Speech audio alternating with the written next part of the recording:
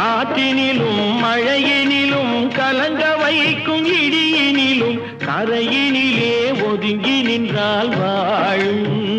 ஹோய் ஹோய் அமைதியான நதியினிலே ஓடும் ஓடம், அளவில்லாத வெள்ளம் வந்தாலாடும்.